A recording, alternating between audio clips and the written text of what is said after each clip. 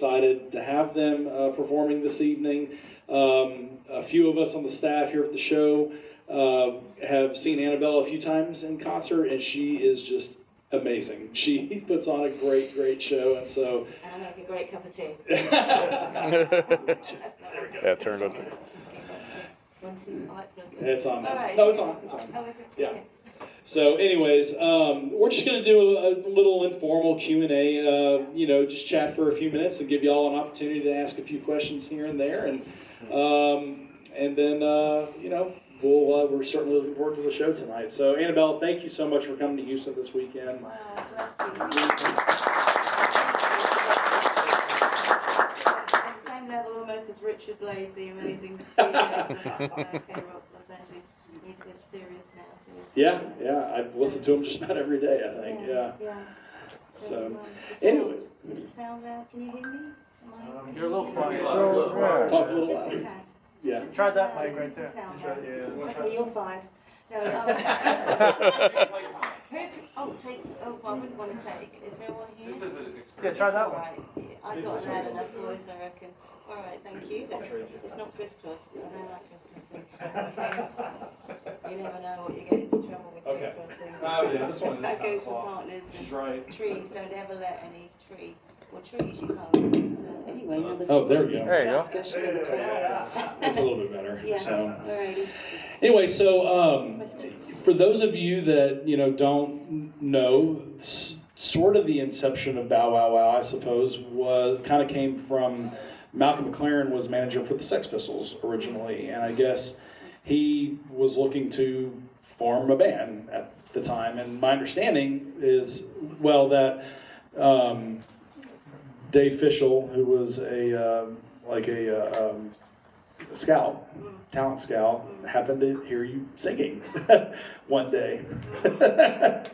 Yeah, that's going to be in a whole other medium, the real deal stuff. But Yeah. Malcolm was indeed the man who was the catalyst, obviously, for the band forming. He had apparently been called upon. This is what I understand from the story.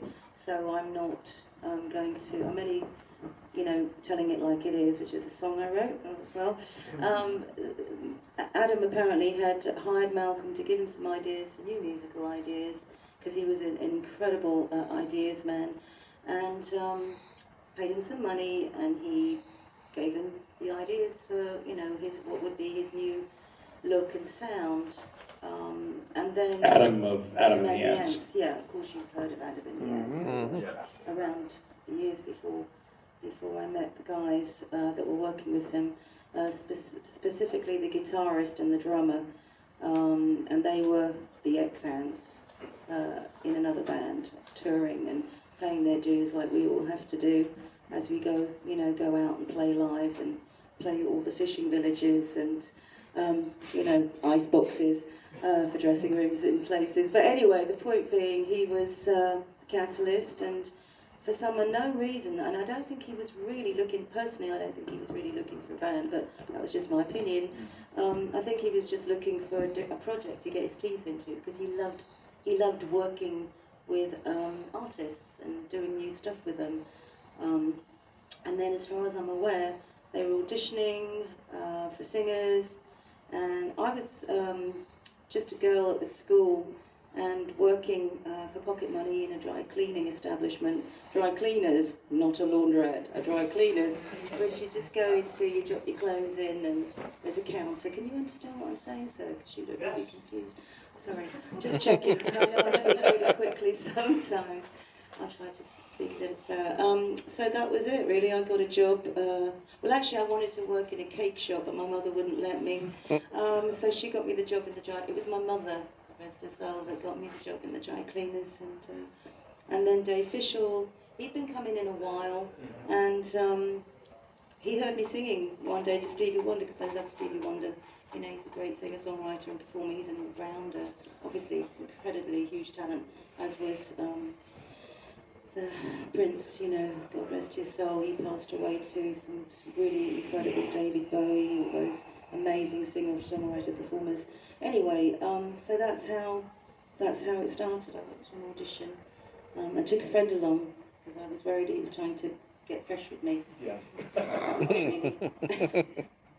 Had you before that? Had you aspired to wanting to become a musician and vocalist, or was it sort of on a whim that? Was it sort of on a whim that that you decided to go to the audition and give it a chance? And No, see? no, not at all, nothing like that. I just thought it would be fun. Yeah. I honestly did. I thought because I've always loved singing. I don't know where that's come from because my family are not performers. We were hard-working folk. Half my mum's side were farmers and country folk. As you know, it's a very simplistic way of life, and you learn lessons hard and you work hard. And my other side of my family, my father was in the Navy.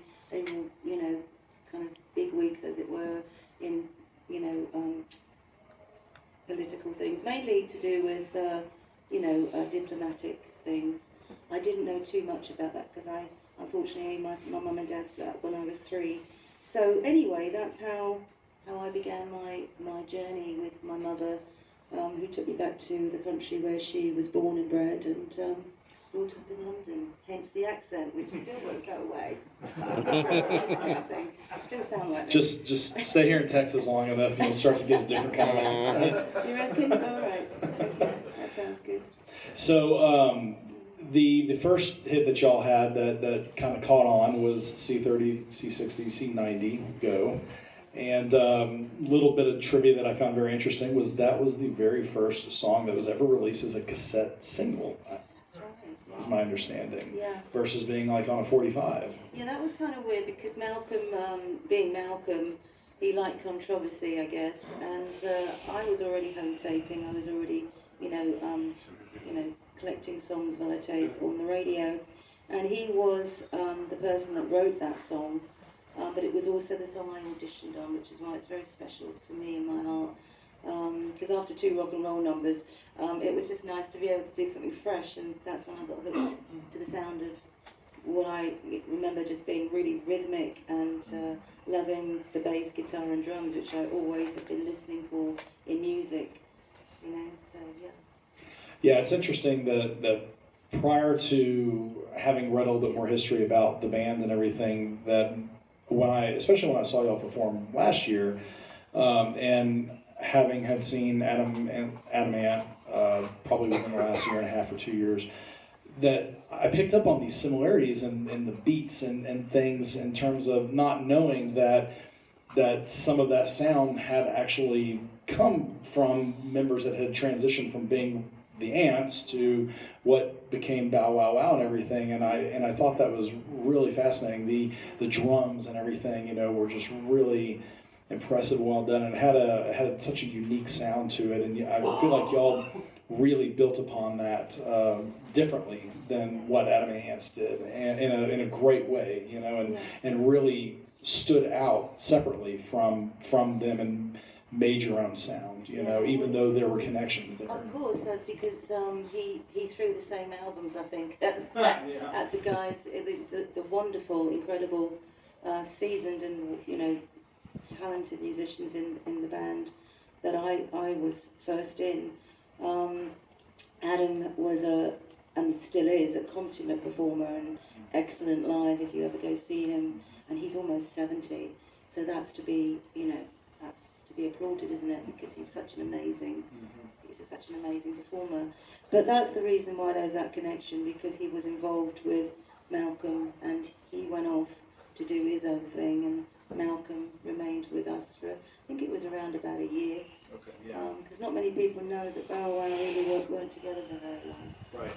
We kind of took off, and it wasn't just because Malcolm was our manager, because we had to do all the things that most groups do, but the difference was he got us to have a meeting with a record label guy, for example, which always helps, but at the same time they didn't necessarily like the music we presented them. And the cassette pet that you mentioned, a controversial way of doing it, I guess. He only wanted to do the cassette pet release, which was his brilliant. Well, Jamie Reid was also involved with that. I don't know if you've heard of Jamie Reid, anybody? Jamie Reid was an incredible artist. He did Never Mind the Bollocks and the Sex Pistols album, artwork, for the yellow and black and a lot of the older stuff then. And I'm sure you probably know a lot more than I do about all of the Sex Pistols collections if you were indeed around and listening to them at that time. But he was also instrumental in helping Malcolm come up with that whole, he called it disposable pop. And I guess we were after 3.5 years. But I mean, y'all certainly were not one-hit wonders either. Y'all had, a number of great songs that did catch on in the airwaves, and I mean, even I think it is impressive that, considering it was a short period of time, it was roughly 2 or 3 years basically. That y'all made really, you made your stance there, and people knew who y'all were, and of course, I think it was also. Y'all were on the ground floor of a medium like MTV coming about, and how that became such a different way to promote music and get your brand out there and everything. Absolutely, I agree, and I just heard recently, and I can't confirm or deny this, but MTV are no longer, correct? Correct. Mm-hmm. Yeah, so incredibly sad. Yeah. All the DJs, Alan Hunter and Nina, yes. I mean, they were whom I met on the ship, and they saw me as a teenager, and then I met them again, and that was kind of interesting, because obviously I'm much older now, but it was lovely to meet people I'd seen, back then, and it's almost like you're growing up with, you kind of cross shoulders with people every so often, but it's really nice when you do, because it makes you realise just how important they were in your life at the time, but at the time you didn't realise that, if that makes any sense to anybody. Because, you have moments in life, don't you? And moments just come and go, and it's really appreciating the moments. And I always say to people, please tell people you love them or you're going to miss them. Don't be shy and don't be scared to go speak to that person or say that thing, because you just never know. And after we've had this pandemic, obviously everything changed in the world. So, life is even more precious than it used to be, and our earth is dying, and as human beings we are responsible for, as one, hopefully to get together and make a difference through what we do in our chosen fields of expertise. And for some unknown reason, I feel this is the only thing I can really do well, which is, do what I do, because I grew up doing it. I've always loved singing. It came from somewhere. My mother said I used to dance in her belly, which was really interesting. But I wasn't tall enough. I'm still a short lady. But so I'm hoping that will continue for as long as I can continue singing. I hope so. We'll see. Well, you are truly wonderful at it, and I mean, I personally cannot tell y'all enough how much I value the bands of your era. Y'all really, helped evolve music into the 1980s. There was certainly an interesting transition there in the late 70s into the 80s as, punk sort of evolved into new wave, and new wave started heavily influencing pop music and what was hitting the top 40 going into the 80s, and certainly, MTV playing a part in that, and how people saw the bands and made connections visually with beyond just hearing the music itself with the artists. And so I am curious, I do want to talk a little bit about how I Want Candy came to fruition. It's such an iconic song, but some people may not realize that the song was actually originally written by the Strangeloves in the early 1960s, mid 1960s. And so I'm interested to hear how y'all landed on, doing that song. That was an interesting, good question. Well, basically, Kenny Laguna, who was managing Joan Jett, said to us, why are you always screaming and shouting? Do you have anything you sing? And I said, I don't know, do you have any ideas? Anyway, he was the one that suggested I Want Candy, because it was from his era, or from around that era when he'd been working with artists and people like that. So I guess that was the reason he suggested it. But of course, when I heard the song, I realised it was the lyrics needed changing. Obviously, it was a guy singing to a girl, which is why it's called I Want Candy. So that's why we had to just, that was really simple to do, obviously, and the rest is history. The guys put their, expertise of playing drums and using the sound that we already had to make it come to life. And I have a very nice little anecdote story about that, because last year his daughter, the man who wrote, one of the men who wrote that song, there were 4 of them, because I met him a few years ago. He called upon me out of the blue, and I met him, and he invited me to go meet with him for lunch, and we sat down and chatted a little, and he said, I just wanted to meet the lady that made my song a big hit, you know. And I went, wow, that's great. I said, can we have some lunch now, because I'm really, really hungry. But no, he was a lovely chap, and unfortunately he passed away a couple of years ago, Feldman, and it was so weird because his daughter, and this is weird because I believe in synchronicity and unusual moments, as I mentioned. Moments are just, they're fleeting, but if you're open to universe, you will see the messages and things trying to tell you things. And I truly believe in that very strongly. But anyway, I was wearing a pair of blue shorts, little pair of denim gingham shorts, and she was wearing a pair of pink ones. I'm not kidding, they were like similar, but just one was red and one was blue. And she came to the front of the stage and held a big packet and said, I'm the daughter of the man who wrote that song.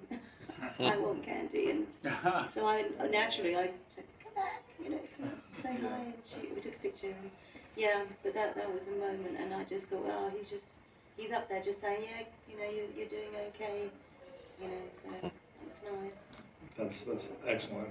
So you know, the other big songs that y'all have are like Baby Oh No, Gosh, yes. and do you want to hold me? Yes. And Yes. you know, I know that you contributed a lot to the lyricism and the writing on those songs, and I think that you can definitely tell, you know, how you injected some really great, unique lyrics into those songs. Well, I collaborated with our guitar player that passed away in 1995, so I really have to pay him homage, because I do on one of the songs, because he wrote that on his own, but played it to me on his acoustic, and his name was Matthew Ashman, and he was in 3 famous bands. He was in Adam and the Ants. Well, I don't know if we were really that famous. We're not like, manager once said to me, well, you're not Dire Straits or anyone, are you? And I went, no. And anyway, but it was really interesting to meet all these people in my life when they say all these funny things to me. But Matthew got me to write the last album, and of course we had to pay our respects to one of the guys that used to come see us, which was John Belushi. He used to come see us a lot, actually, at a lot of the shows, and really nice little man, really nice, really not like all the people that come backstage normally. We call them liggers. Don't know if you know that, people, but oh, can you get us a guest list for, you know, the band that's playing next week? I don't know them. Anyway, you need to contact their management or something, I don't know. But anyway, so we named it, you know, the going gets tough, the tough get going, because that's what he used to say. Yeah, awesome. Yeah. Very cool.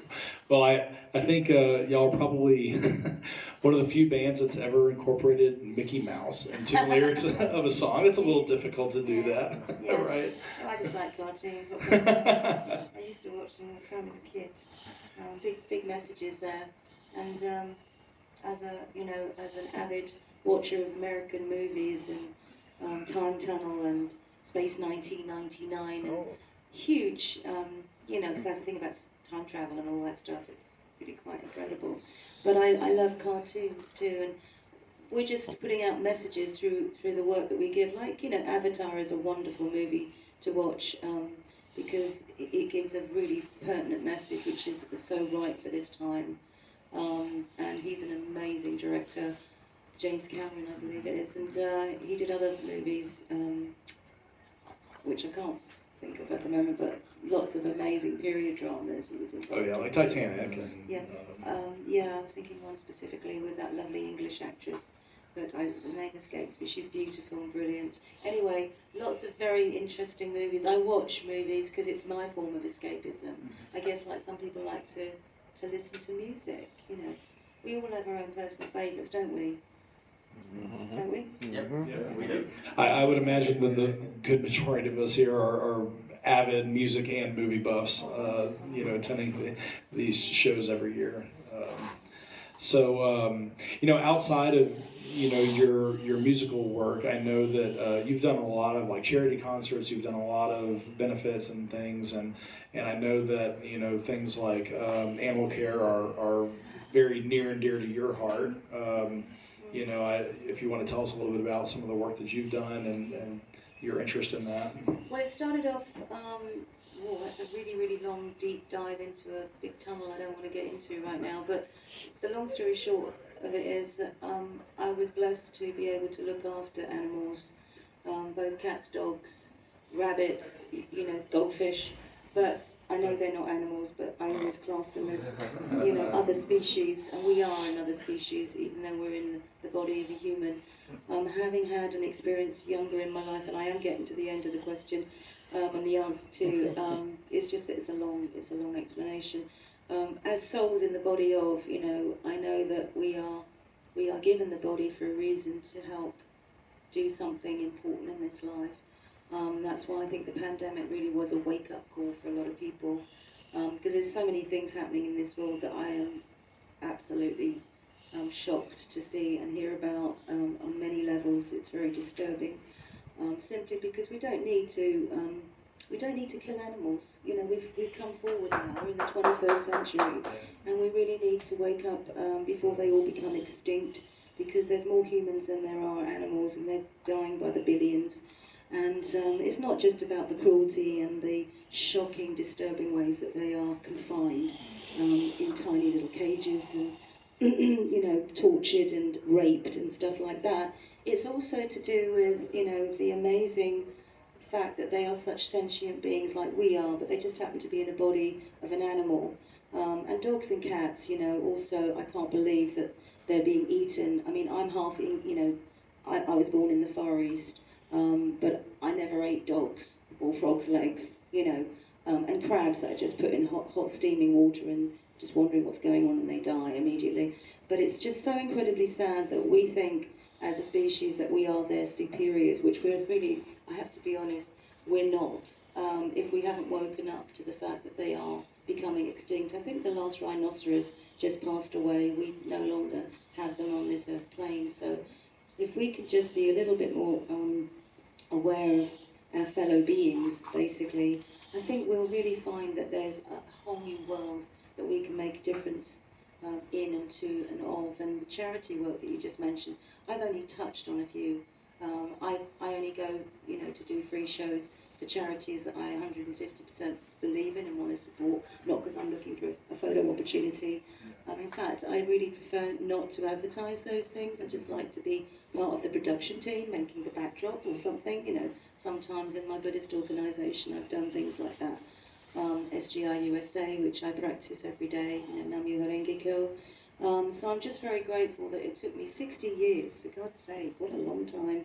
60 years before I woke up and smelled the coffee. But I've been a vegan for many, many years now, but it's a process, of course, because we get educated at a very young age to believe we're supposed to have, this way of living in life. And obviously as a child, you believe what your parents tell you. My mother was a nurse, so I used to respect greatly what she always told me about, don't have coffee before a long flight because it will make you go to the loo. It's a natural laxative, and things like that. And just, prunes and rhubarb, which I love, rhubarb crumble. They call it cobbler here, don't they?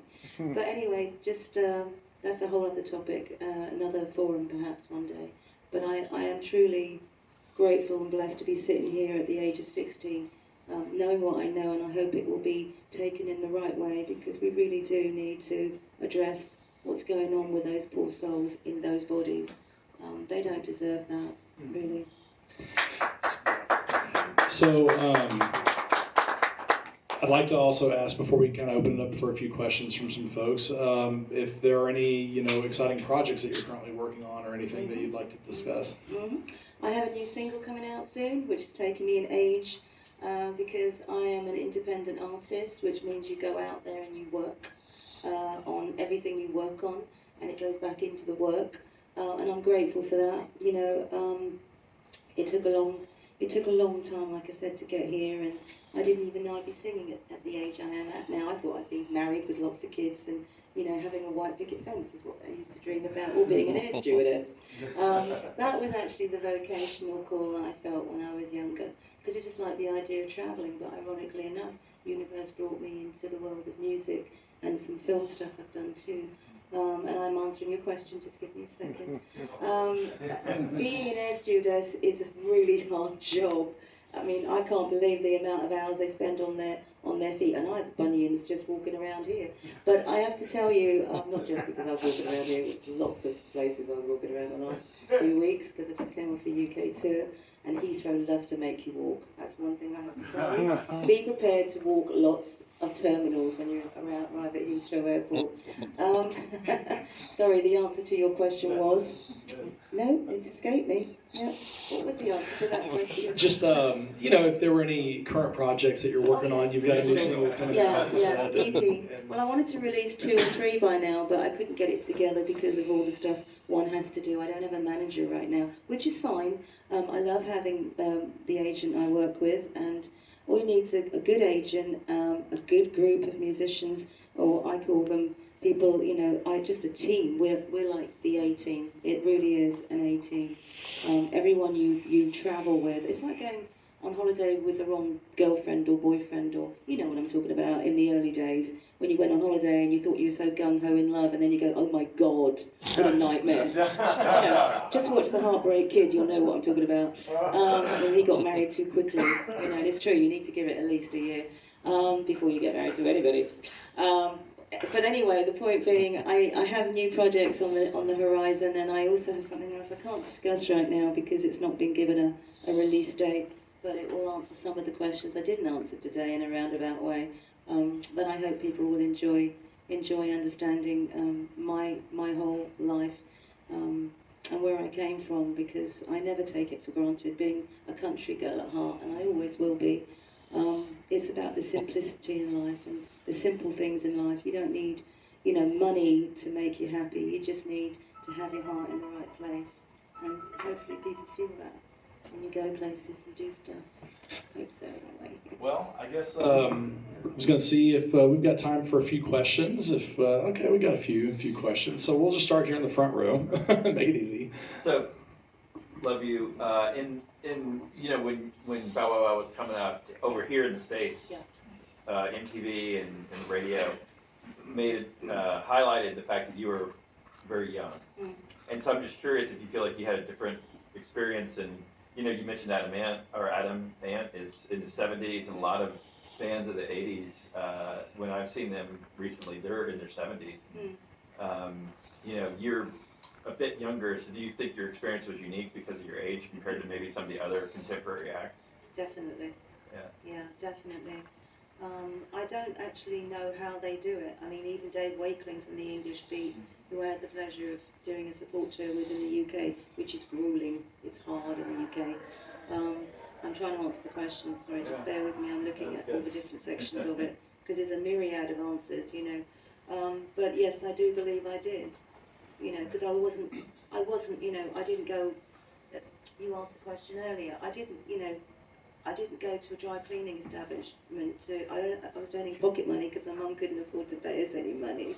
And so I wanted to buy makeup and stuff like that, as you do as a teenager. So when I started out, my thing was, I just want to be happy, doing what I do and just living a relatively sane and normal life, because I had a very dysfunctional family I came from. Obviously not having a dad in my life at a very early age, many years. But I did come from a different space and place. I definitely have a different perspective on things in comparison to my compatriots, let's put it that way. And as I say, money isn't everything, and when you make a bit of money, you still need to be, remembering where you came from, as far as I'm aware. And I always will be that way. Yes, sir. Thank you for being here, first of all. What a great treat and a thrill for all of us to have you here.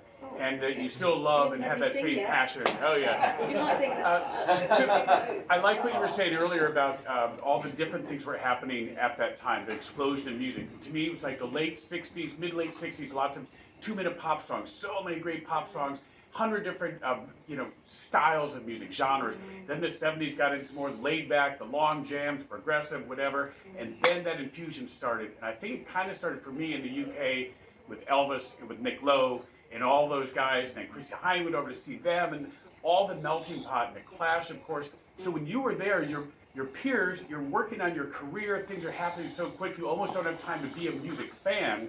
But were there people that you would like run the circle with, they go, oh my God, I just discovered this great new artist who of course we know. Like who are some of the bands that were exploding that you just went, oh my God? All the time. All Like the time. were there any ones I that was a you fan got? when I was on top of the pops. I just can't imagine how like you're all becoming so big so quick, and the sound was just coming out of MTV for the first time, but they were all hooks. Like the 70s kind of lost the hook, it went into the longer style, and that's why I love candy. I want candy because you brought the ear candy back, the pop, you brought the sweetness and that, that beautiful, everything had a hook. All those bands had great hooks, you remember them. And then what happened in the 90s and 2000s. That's why we're retro freaks. I know that. I know nothing. But in answer to your question, what was the Well, question? so who are your favorites that really surprised you, like in your peer group of like those artists in the late 70s, early 80s, mid 80s? Well, the ones that I respected always, obviously, people like Stevie Wonder, and you just mentioned someone else that got, of course, Elvis. I mean, hello. Elvis Presley, what an amazing, incredible voice and performer. Frank Sinatra, believe it or not, and Tracy Chapman was another singer, and of course Chaka Khan, and Stevie Wonder was my ultimate, all-rounder, and then of course Prince, later. But I was a big fan of, don't laugh, I was a big fan because people have this thing about, you got to like one or the other, and I'm like, why? Because I liked the Osmonds, I had a crush, okay, I'm going to admit it, it's on a cassette tape, they did an interview with me, Michael Jackson, I had a crush on Michael Jackson, and I also had a crush on, and they called it Puppy Love. Just the voice, and then his sister Marie Osmond, because they used to have a TV show, didn't they? Brilliant pairing that was, the brother and the sister. And of course I have brothers, so I was like, oh my God, that's really cool. But it was. So I ran into and Cliff Richard, because he was one of my, Cliff Richard. He was, at the Holiday.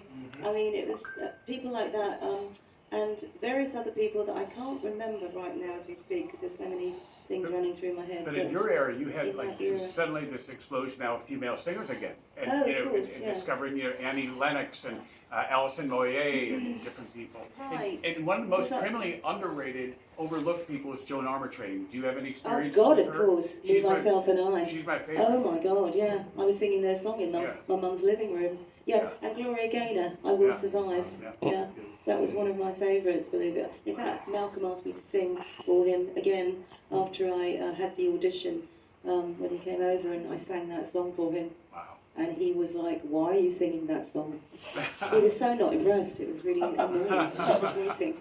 And I was belting my heart out. Of course, I couldn't sing at all. I had no experience, but I did it. Because I used to sing to records. As I say, I was a home taper. Before the BPI slammed C30 in the bin, which is what happened to that single, which was a brilliant single. Brilliant, brilliant song. Great question, Tim. Thank you so much. Yes, sir. You had mentioned that you hadn't really had much of a relationship with your father because they split up early on. Was that side of your family influencing your conversion to Buddhism later, or is that? I was born a Buddhist. I'm sorry? We were all born, my brothers, we were all born Buddhists. I was born in Rangoon. It's now called Myanmar. But that was it. That was the extent of my relationship. Naturally, when your parents split up, and one of your parents takes you with them, and you don't know the other one very well, that's unfortunately what happened in my particular situation. But it doesn't make me say, it gave me a few sessions with a therapist a long time ago, and then I went through all different, religious Kabbalah. I was trying to discover where I was from and why, because you start asking questions, don't you, at some point in your life, and it's natural. We're curious. We're like cats, actually, and cows. They're all very cute, and horses. They're very, sentient beings in the body of, you know, very curious. And it's always good to be curious, always throughout your entire life. It doesn't have to stop just because you're 12, you know, or 18 or whatever. I mean, we're here to learn and to share. That's what I believe anyway. Yes, sir. Yeah, a couple of years ago, you appeared on just fantastic holiday album for people that hate holiday albums. Neil Hamburger's Seasonal Depression Suite, Oh, man, which that's is good. probably my favorite album that came out that year. Oh, wow. Do you have any comments about that? How you got involved in it? What you Sure. thought about how it came out? Yeah. Well, as I say, I'm an independent artist, so I get asked to do guest appearances, guest spots, not just, you know, performing as Bow Wow or even my own songs. You're going to hear one today, actually. But you know, it's really exciting. I love the business of music because there's so many different facets and aspects to it. It doesn't just involve one thing. You know, you don't. Have we got time to answer the play? One more question. Okay. Sorry, that threw me. Sorry. I'm a very visual person as well, just FYI, and don't bring a stripper in because I'll be really distracted. I'm joking. Yeah, that's way too late for me. But anyway. Sure, yeah. Go ahead, Mark. So the Strangeloves, who originally wrote "I Want Candy" in the '60s, did you ever meet any of them? I Yes. don't think that there was ever anything. Robert Feldman, I mentioned he. Really? Yeah, he asked to meet me, Oh, and I that's went fun. to meet him when he visited LA. We had sat down and I just wanted to meet the girl that sang up. Yes. It made me. I They think made it it said bigger. 6 figures or something. I went, oh bloody hell, really? Yeah. Are you kidding me? Yeah. What? You know, because obviously we didn't write the song, so it's a Right. different It's story. interesting because those guys. Amazing. when they Schloop, first- schloop, What's schloopy, that? schloop, schloop. I think Yeah. there's another song they wrote too. Schloop, schloop, schloopy, Correct. schloop. And they pretended to be Australian Did when they? they first came out because they thought it was cool. I assume he didn't talk to you in an Australian accent. No, God, no, but I met him and his daughter. Oh. As I say, he passed, and she came to a concert at the Totally Tubular dates that we did Oh. in 2024. It was Yeah, such an honour to meet her. I just couldn't stop hugging her. It was just because I knew he was. I just felt, you know, I felt he was with us when she did that. Yeah. Yes, sir. Last one. I just want to say my mom was a huge fan of yours. She's so jealous that she couldn't come up here today.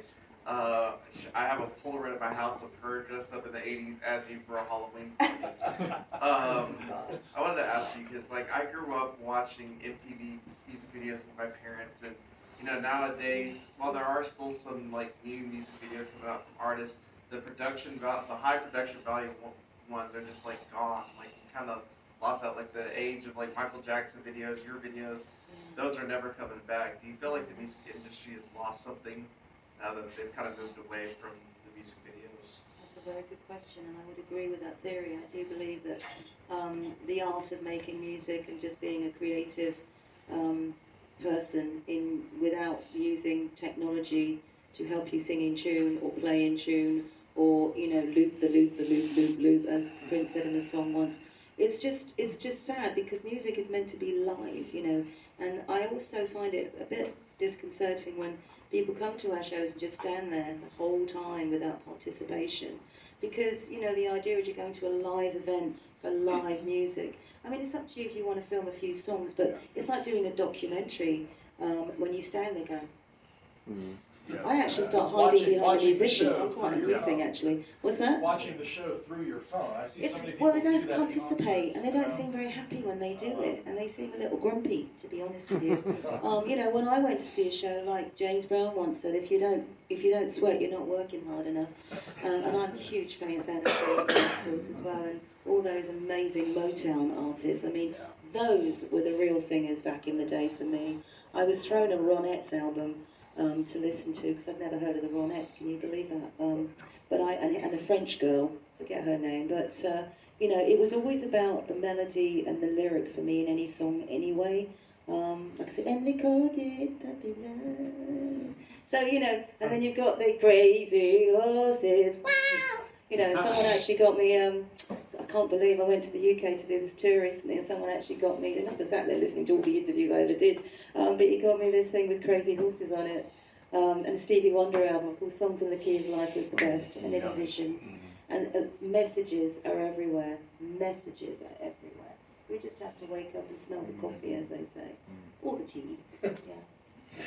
Well, Annabelle, once again, thank you so much for coming out to see us this weekend. We're all incredibly excited to have you here. And as y'all know, the performance this evening with Annabelle and Bow Wow Wow will be at 9:30 on the main stage. Yeah. So I expect to see every one of y'all. It's just Bow Wow, and I have to say, you know, contrary to popular belief, it did take 4 people to make the sound that we made back in the day. But I have been writing ever since, you know, Matthew Ashman and I did the Go and Get Stuff, the Tough Get Going album in his living room. All right, what do you want to say then? Is how he used to talk, because he had a really heavy Cockney accent. He was the most amazing guitarist, very talented. And I hope that, you know, when he hears me play this music, he goes, good gal, you know, because that's all I want to do is keep flying the flag for the music I remember doing when I was a teenager. And I'm hoping that everybody here feels that. Yeah. Well, we are just so grateful that, you know, here we are, you know, 45 years later after some of these songs came out, and you're still here performing. I mean, they have withstood the test of time, and I think that really is a testament to the music that you and your peers, other bands of that era, y'all really made a mark on the industry and, you know, what's still influencing music today. So we're so thrilled to have you here, and we love your work, and can't wait for the show tonight. Hope you like the music.